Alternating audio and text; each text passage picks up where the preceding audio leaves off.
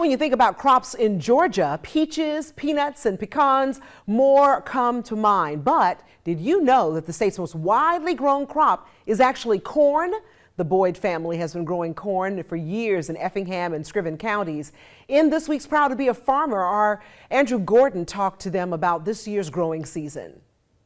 The Boyd family has been cultivating the Georgia soil for nearly a century. This season, they grew more than 1,300 acres of corn, which is more than a typical year.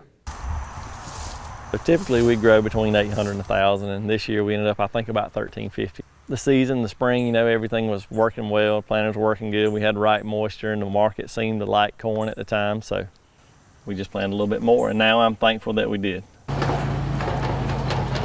The Boyds grew so much corn this season that their typical grain elevator provider didn't have enough room for their product, and they had to look at alternate options. We ended up with a lot of corn with nowhere to go, so we kind of didn't have a home for it, which is a good problem to have, but it's a problem nonetheless. They ended up renting alternate storage facilities, a small price to pay in order to cater to this year's abundant corn crop. In my house, I pay light bills, so we're glad to have a good crop. So anytime we can have a big crop, it makes everything work smoother at my house. No matter what challenge each farming season presents, this family looks forward to tackling it with faith. I think feeding the world, taking care of the land like God's given us opportunity. We got the dirt we're sitting on, we got water we use, air we use, and we're going to try to leave it better than we found it. And I think it's a wonderful opportunity to get to take this and make it into something that my little girl can eat.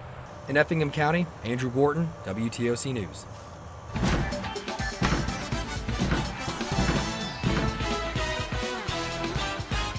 Well, this is an exciting time